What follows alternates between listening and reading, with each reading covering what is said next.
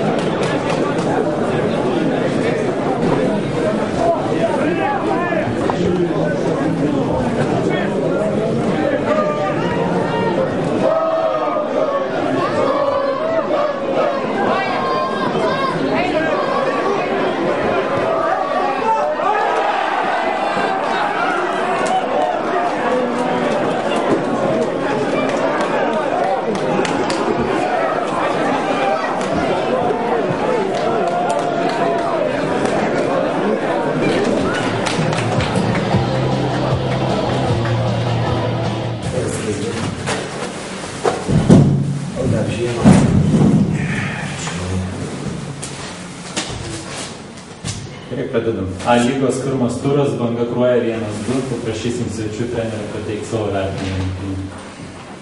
Pirmos rungtynės visuomet būna, kaip pasakyti, jaudulys žaidimų, kad ypač pradžia nepatiko, bet palaipsniui tas įvartis Ostako po baudinio sujudino komandą ir nebuvo kažkur dėtis. Ir turėjom kėlimą grįžą. O turint mintį antrą kėlimą, aš galvoju, vyrai kovėsi ir buvo verti tos pergalės, nes tikrai atidavė daug jėgų, nors iki to gražaus futbolo dar tolga. Arminai? Ką aš noriu tokiais prisijungti, pasveikinti dar ir kolegą, ką aš čia daug nekalbėsiu irgi, kaip pasakyti, nėra ką daug kalbėti, kai komanda žaidė tik 18 pirmų minučių iki įvačiau. Paskui baigėsi žaidimas ir prasidėjo kažkoks tai nesupratingas, bent jau man, nežinau, ar jie patys suprato, bet aš galvoju, kad jau tipo žaidimo, ką mes norim ir ką mes galim, tai dar, nežinau, čia dar turbūt tai netiek pat laiko pasiruošti pagal šiandieninės rungtynės. Savoje aikštėje prie savų žiūrovų, kad nepadaryti pasą tarp keletą metrų, tai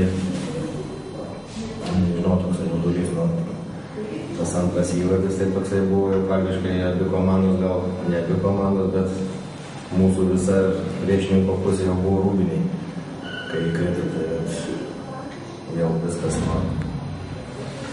apmaudžių klaidų, kai mes turim kamuolį, kai mes išpildom baudinį ir paskui iš karto po kelių sekundžių gaunam, tai čia yra jau mūsų lyga, kurią greitai reikia gydyti.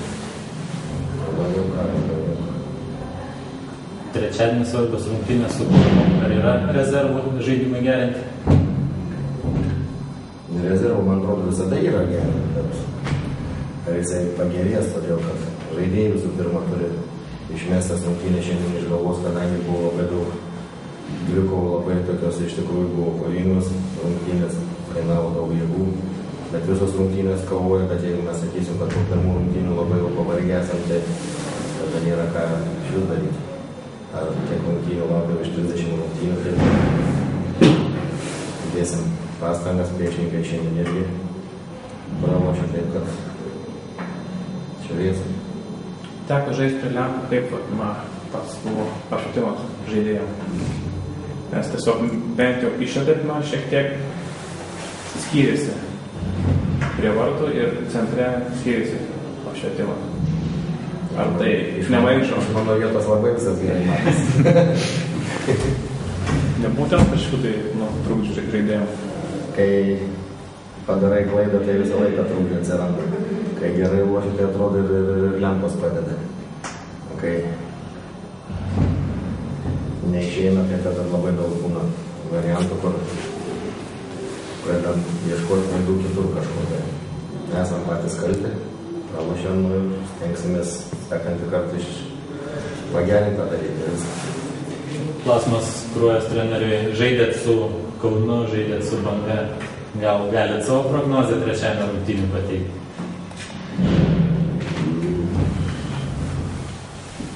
Norėčiau tik palinkėti kolegai išruošti. Aišku, nežinau, kaip pasakyti, nežinau Kauno būseną šiuo momentu, nes po šios dienos ten komentaro.